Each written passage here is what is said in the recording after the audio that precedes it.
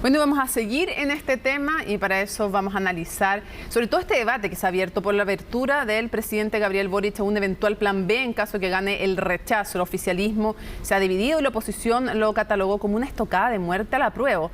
Vamos a hablar de este y otros temas junto al ex convencional Agustín Esquella. Muchísimas gracias por acompañarnos. Buenas noches, Mónica.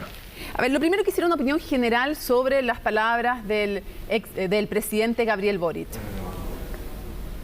A mí me parece perfectamente entendible lo que expresó el presidente, un gobierno de un país que está en un proceso constituyente ya por lo demás bastante largo, extenso, no exento de dificultades, no puede permanecer mudo.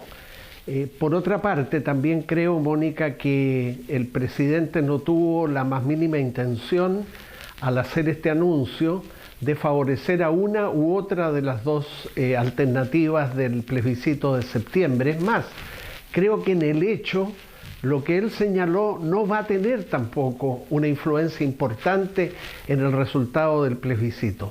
Me gustaría así agregarte, yendo un poco más allá de las expresiones presidenciales, que me parece a mí que hace rato en el país estamos funcionando demasiado desde la desconfianza, desde la suspicacia, desde el maniqueísmo que consiste en atribuirle las peores intenciones a los que no piensan como nosotros y atribuirnos nosotros las mejores intenciones. Ojalá, aunque no me hago muchas ilusiones al respecto, podamos salir de ese empobrecimiento en que estamos. Y si te digo que me hago pocas ilusiones, no obstante que lo deseo, es porque la política no es la actividad humana de la que suelen emanar los mejores sentimientos del corazón humano.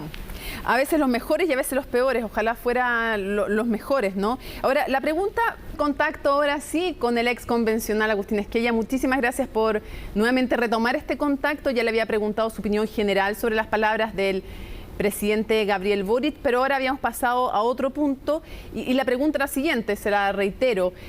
Hoy día hay una forma de hacer una nueva constitución, todavía está ese proceso en marcha, pero se reformó la actual constitución para crear ese mecanismo. Si ganara el rechazo y se empezara a pensar en una nueva constitución, tiene que hacer, digo, legalmente, constitucionalmente, la forma de hacer una nueva constitución en Chile hoy día es llamar a un plebiscito nuevamente. Bueno, Mónica, hay distintas alternativas. Lo mejor sería consultar directamente a la ciudadanía acerca de si la continuación del proceso constituyente se hace por vía de una nueva convención constitucional elegida por sufragio universal, por un grupo de expertos o por el Congreso Nacional. Yo creo que la primera alternativa, aquella a la que apuntó el presidente, es ciertamente la más democrática, la más abierta de todos.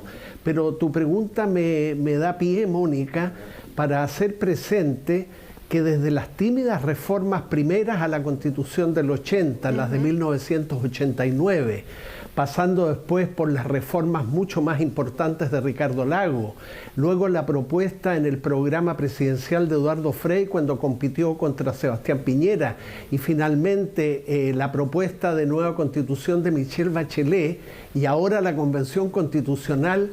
Lo cierto, Mónica, es que llevamos 42 años con la constitución de la dictadura. Yo realmente creo que eso como país debería ruborizarnos.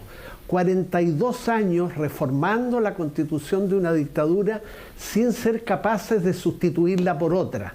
Hay ahora sobre la mesa una propuesta, esa propuesta, si es aprobada, va a sustituir la Constitución del 80, pero si triunfara el rechazo, como es posible que ocurra, desde luego, siempre en una elección las cosas están abiertas. Si ganara el rechazo, este proceso constituyente tiene que seguir adelante, pero vamos a seguir, en el caso del rechazo, marcando el paso durante algún tiempo, mientras nuestra dirigencia política, el gobierno, el Parlamento se ponen de acuerdo en cómo continuar el proceso constituyente. Y mira tú con la lentitud, Agustín, con que en materias institucionales nos movemos en Chile, podríamos llegar al medio siglo de vigencia de la Constitución de Augusto Pinochet. De verdad a mí eso me produce rubor. Ahora, eso, usted me dice, en términos políticos, el mecanismo que a usted más le gusta, entiendo, es una nueva convención en caso de que gane el rechazo. Eso es lo que usted me decía. Pero mi pregunta es, en términos estrictamente jurídicos, la forma en que hoy día se reforma, o sea, no en que se reforma, en términos estrictamente jurídicos, la forma en que hoy día en Chile se cambia la actual constitución, se puede cambiar la actual constitución por una nueva, es el mismo mecanismo que estamos usando ahora, a menos que el Congreso haga una reforma para habilitar otro sistema. Exactamente, el poder constituyente en este momento, por delegación del pueblo, como se dice, lo tiene el Congreso Nacional. Y así como habilitó el proceso constituyente que va a terminar con el plebiscito de septiembre, el Congreso Nacional, atendido al resultado de ese plebiscito, podría habilitar un proceso similar al que acabamos de tener o un procedimiento distinto. Lo importante en todo caso, creo yo, es que siempre ha sido y será por vías institucionales. O sea, el país tiene que saber usar sus instituciones para salir de los problemas o crear instituciones nuevas, pero sin demorarnos mucho tiempo más. Ya. Pero para habilitar algún sistema distinto al que ya acabamos de ver, es decir, llamar a un plebiscito, preguntarle a la gente si quiere una convención o una convención mixta y todo lo que ya vimos, para habilitar otro mecanismo tendría que haber previamente una reforma constitucional, o si no hay que repetir el mismo mecanismo. No, por supuesto que para llamar un plebiscito que consulte a los ciudadanos acerca de cuál vía o camino o procedimiento le parece mejor para continuar el proceso constituyente que ya, repito, llevamos 42 años, si es que uno se remonta a las primeras reformas, se necesita jurídicamente, Mónica, una reforma constitucional. O sea, estamos en manos del Congreso Nacional, de las fuerzas políticas que hay allí, pero eso a mí no me produce ningún espanto ni menos horror. Agustín. Porque el país tiene que funcionar a través de las instituciones que tiene. La Cámara de Diputados acaba de ser renovada completamente en elecciones limpias y la mitad del Senado también. De manera que yo no miraría al Congreso Nacional actual con la desconfianza o lejanía con que lo miran algunos. Ya, pero no puede simplemente, si gana el rechazo, de inmediato el presidente, dado que ya existe un mecanismo determinado. Entonces mi pregunta es si no puede, si gana el rechazo, inmediatamente el presidente llamar a este plebiscito clonado del que fue anteriormente. Porque ya está el mecanismo en la Constitución. Yo pienso que jurídicamente eso tendría reparos, Mónica.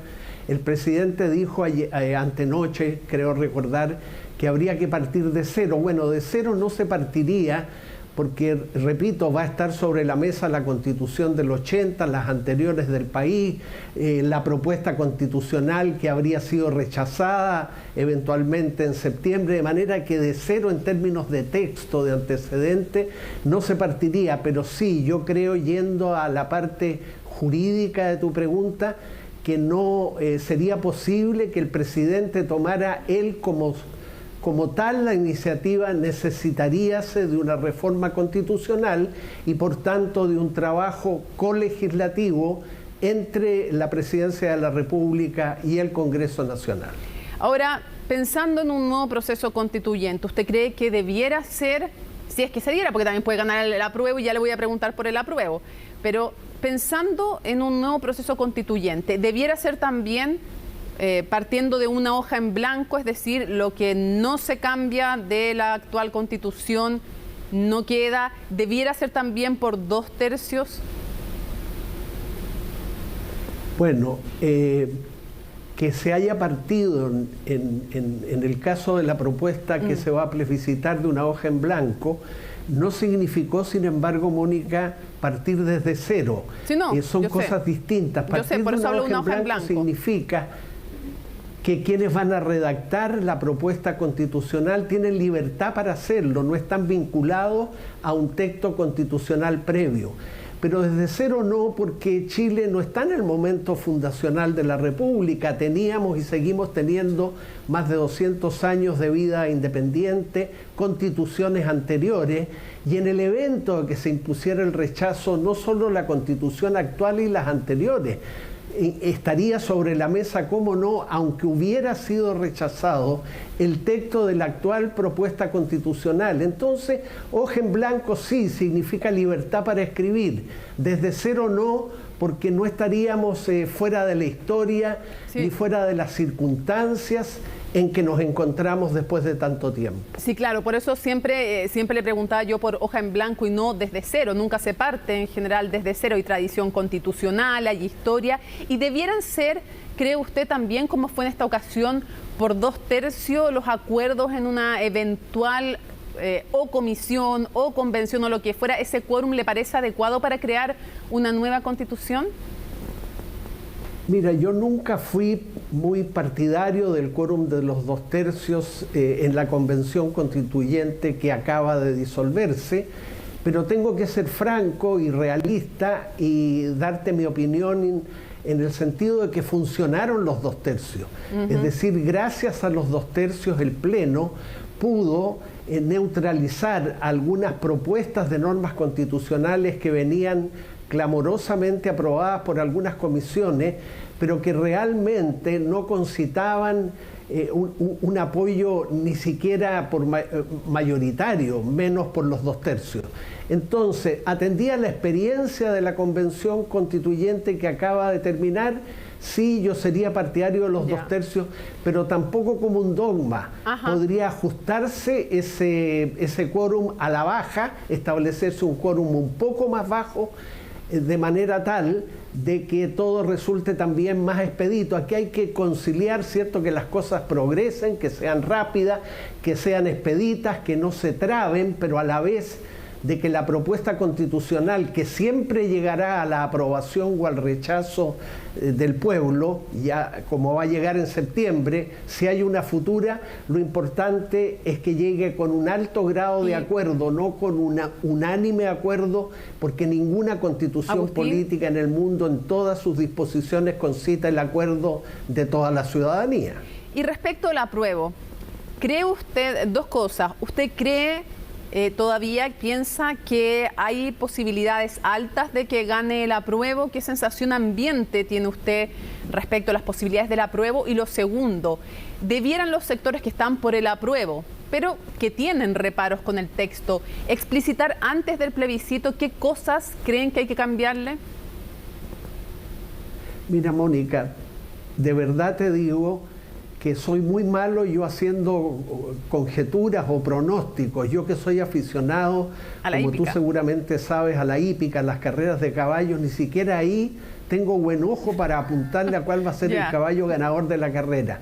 Pero sí te voy a decir que en este momento está claro, por todo lo que sabemos, que las posibilidades del rechazo están siendo superiores a la del apruebo, pero no se puede dar por hecho un mes y medio antes de que va a triunfar el rechazo. Lo importante es que si triunfara el apruebo, como señalas en tu pregunta, quienes voten por el apruebo sean capaces a partir de ese momento o desde ahora de identificar algunos aspectos de la propuesta constitucional que van a necesitar del actual Congreso Nacional, con alguna prontitud incluso, algunos ajustes, algunas reformas. Uno, por mucho que vote apruebo, no puede incurrir en lo que yo llamo, Mónica, narcisismo constitucional, creer que la propuesta supuestamente aprobada es perfecta, que no se toca y que va a regir durante 50 años incólume. No, este texto no es perfecto, dista de serlo como toda obra humana, y estaría necesitada de ajustes, de cambios que habría que estudiar, y tanto mejor si ocurre lo que tú dices. ¿Por qué no aceptar con humildad? Decir, apruebo, pero para mejorar. ¿Por qué? Porque tenemos que ser francos, Mónica, al final del trabajo de la convención, y todos tuvimos esa sensación muy intensamente, se trabajó con una velocidad, incluso en ciertos instantes con precipitación, a las altas horas. En consecuencia, es seguro que en la Carta Constitucional, desde el punto de... Lamentablemente tuvimos ahí un problema, se nos acaba de cortar la señal con el ex convencional Agustín Esquella. Agustín, ¿me sigue escuchando? Para cerrar brevemente, porque tenemos problemas claramente con la señal, quisiera preguntarle, usted decía sí, que sería bueno no caer en un narcisismo constitucional y explicitar incluso qué cosas ahora, en caso de ganar el apruebo, reformarían. Quisiera cerrar preguntándole si es que usted le cree a la derecha que si gana el rechazo van a crear una nueva constitución. ¿Y qué le pareció el documento con los 10 puntos que hicieron? Mira, me cuesta creerle, Mónica, y no porque yo sea un desconfiado por naturaleza. Poco antes, al inicio de esta entrevista, te dije que ya es hora de que no sigamos funcionando desde la desconfianza, la suspicacia y el manicaísmo que nos lleva a rechazar o a desconfiar de los que piensan distinto y a confiar solo en aquellos que piensan como uno. De manera que yo haría un acto de confianza, pero a la vez no puedo ser ingenuo. Los partidos políticos, los sectores políticos tienen una biografía, y la biografía constitucional de la derecha desde 1980 en adelante es muy mala, pues. Tiene malo su papel de antecedente. Concedió unas mínimas en 1989, Ricardo Lagos hicieron reformas muy importantes, pero el expresidente Lagos quería ir más lejos con las reformas de 2005. No pudo porque no tuvo mayoría. El proyecto de Michelle Bachelet fue alegremente archivado por el gobierno de Sebastián Piñera. Estoy mencionando hechos, no impresiones subjetivas. Entonces, si tú sumas todos hechos y además recuerdas que el año 2005, cuando la derecha aceptó la supresión de senadores designados y vitalicios, no lo hizo porque de súbito se dio cuenta de que eran esas unas instituciones no democráticas. Lo hizo porque la institución de los designados y vitalicios le empezó a jugar en contra. Estoy mencionando hechos duros de la causa. En consecuencia, uno tiene justificadamente desconfianza. Pero mira, no quiero dejar clavadas las cosas en el pasado y admito que siempre va a existir una posibilidad de que si no la derecha, toda, una parte importante de la derecha, como la vi en la convención, se abra realmente a la sustitución de la Constitución de 1980. En la convención no hubo una sola derecha, hubo a lo menos 3 derechas, y solo en la minoría de esa derecha yo en la convención percibí una cerrazón completa, es decir, el deseo bastante patente, inequívoco, de que ojalá no se tocara o se tocara lo menos posible la Constitución del 80. Tenemos, a pesar de nuestras suspicacias y desconfianza, que tener confianza en nosotros mismos como país. Yo puedo no tener confianza en mí mismo o en un sector político determinado, pero como país tenemos que recuperar la confianza en el sentido de que hemos sido, salvo cuando tuvimos un golpe de Estado, y podemos seguir siendo capaces de encauzar de común acuerdo el problema constitucional de una manera institucional y no insurreccional. Ok, Agustín Esquella, muchísimas gracias por habernos acompañado en CNN Prime. Que esté muy bien, buenas noches. Gracias, un agrado una vez más conversar contigo, Mónica. Igualmente.